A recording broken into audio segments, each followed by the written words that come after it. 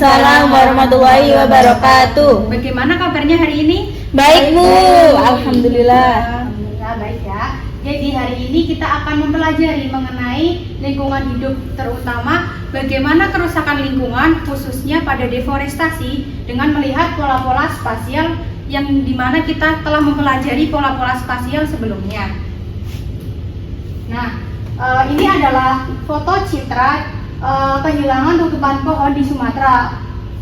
Terutama ini kita fokus di Sibolga. Nah, di Sibolga ini apakah ada yang tahu di provinsi mana? Sumatera Utara Bu. Ya betul, di Sumatera Utara.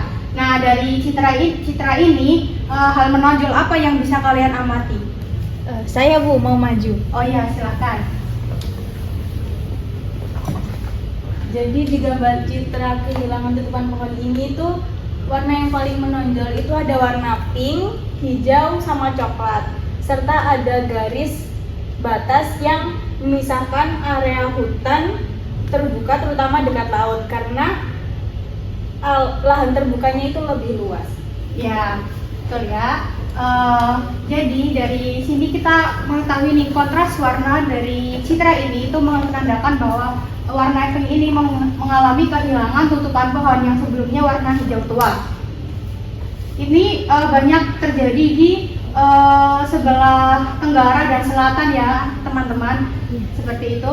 Nah itu artinya bahwa kerusakan lingkungan terjadi tidak secara merata tetapi mempunyai pola-pola spasial tertentu.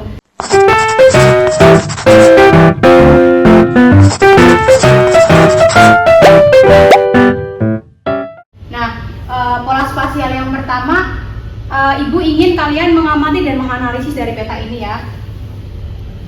Warna pink ini apakah dia berada di tepi warna hijau tua atau hutan primer itu, atau dia mengumpul di tengah?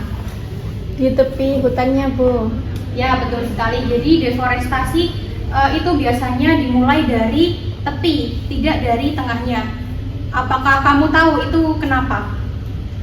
Kalau menurut saya itu karena kan di tepi hutan itu kan dekat dengan pemukiman, sehingga itu akses untuk manusia keluar masuk itu juga memudahkan mereka, dan itu menjadikan mereka juga lebih mudah dan juga dekat dengan pemukiman dan juga jalan di sekitar pemukiman. Ya, itu jawabannya sangat tepat ya. Selanjutnya, warna pink ini apakah dia memiliki pola memanjang atau memusat di suatu titik tertentu saja? Apakah? Ya, silahkan Mas. Memanjang. Oke, benar, memanjang ya. Nah, pada garis ini tuh memanjang itu dikaitkan jika terjadi deforestasi itu mengikuti aksesibilitas dari jalan, sungai, dan batas konsesi. Lalu pola yang ketiga ini di sebelah timur itu apakah lebih banyak atau didominasi warna pinknya itu lebih banyak atau lebih sedikit atau bahkan sama dengan di sebelah baratnya? Lebih banyak. Oke, lebih banyak. Kira-kira kenapa? Menurut analisis saya dari citra itu, tekanan manusia terhadap hutan itu semakin kuat ke arah timur dari aktivitas manusia. Ya, itu benar ya. Jadi warna pink atau kehilangan pohon ini terdapat lebih banyak di sebelah timur. Ini dinamakan urban pressure, di mana tekanan itu memusat di suatu titik tertentu dari pusat aktivitas manusianya itu sendiri. Nah, dari pola-pola ini kalian kan Ibu lihat sudah paham ya. Selanjutnya kita bisa mengkaitkannya dengan bencana yang lagi hangat-hangatnya ini, bencana tanah longsor dan banjir yang ada di Sumatera kemarin ya. Nah, apakah ada yang bisa menjawab jika di wilayah sungai hulu itu vegetasinya itu kurang? Apa yang akan terjadi di wilayah hilirnya?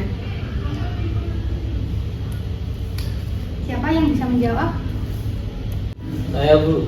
Ya, silahkan. Hujan lebat akan mengakibatkan banjir. Nah, iya betul sekali.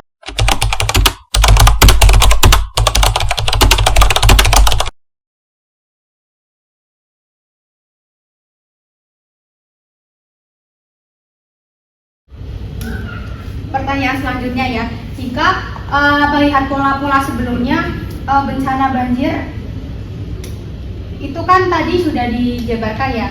Nah, untuk bencana longsor ini akan meningkatkan kerawanannya jika polanya itu bagaimana? Saya Bu, Ya, silahkan. menurut saya bisa terjadi longsor apabila deforestasi yang terjadi itu membentuk pola memanjang mengikuti jalan di lereng yang curam. Gitu. Ya, itu betul sekali ya. Lalu yang ketiga yaitu jika di perkotaan itu mulai kekurangan vegetasi, apa yang akan terjadi di wilayah atau pemukimannya? Saya Bu, izin jawab. Hilangnya tutupan vegetasi di perkotaan itu membuat air tidak dapat meresap atau peresapannya itu semakin melambat di area penyangga. Aliran permukaannya itu jadi lebih cepat masuk ke jaringan permukiman, sehingga puncak banjirnya itu bisa terjadi lebih cepat dan volumenya lebih besar jika dibandingkan dengan deforestasi yang letaknya jauh di hulu. Ya, itu tepat sekali ya. Berhubung waktunya sudah mau habis ya, jadi sebenarnya ini dikerjakan di kelas karena tidak mencukupi, jadi untuk pekerjaan rumah saja. Nah, apa yang perlu kalian lakukan ini sudah ada petunjuknya. Kalian perlu mencari lokasinya itu di Jawa Timur, bisa di Malang, Batu, atau di sekitarnya. Terus kalian mencari citra di Google Earth atau GFW atau di citra lainnya di web-web itu yang terpercaya.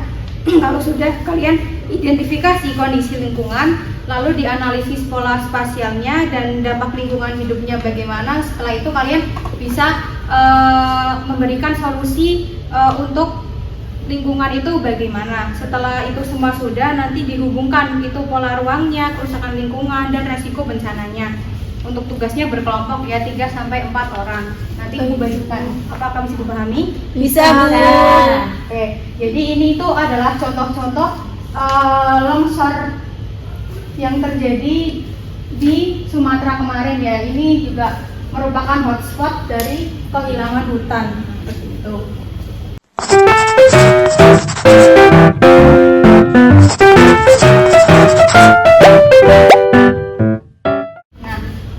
Sebelum Ibu mengakhiri pembelajaran hari ini, adakah yang bisa merefleksikan pembelajaran hari ini?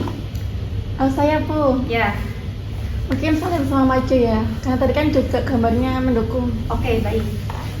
Mungkin gambar yang tadi. Oke, kalau menurut saya, jadi terjadinya deforestasi itu Bu, itu tidak sekedar sembarangan. Polanya itu berbeda-beda, ada yang kayak mengikuti pola jalur seperti itu, ada juga yang mengikuti aliran sungai, sehingga itu perbedaan pola itu dia juga dapat memicu terjadinya bencana. Misal di tepi sungai berarti dia kan berpotensi terjadinya bencana banjir seperti itu. Kalau di pemukiman yang datarannya tinggi ataupun rendah juga berpotensi ke bencana tanah longsor, sehingga pola-pola itu juga menyesuaikan karakteristik dari fisiografi tempat tersebut. Ya, itu merupakan jawaban yang tepat sekali, bisa gitu. Oke, jadi Ibu jabarkan lagi ya bahwa pola-pola spasial yang sudah kita ketahui dan kita bisa analisis itu, kita bisa tahu penyebab dan dampaknya apa untuk ekosistem, terutama komponen biotik, abiotik, flora fauna, dan manusia itu sendiri. Oke, cukup sekian pembelajaran hari ini. Terima kasih telah mengikuti pembelajaran hari ini dengan aktif. Wassalamualaikum warahmatullahi wabarakatuh. Waalaikumsalam warahmatullahi wabarakatuh.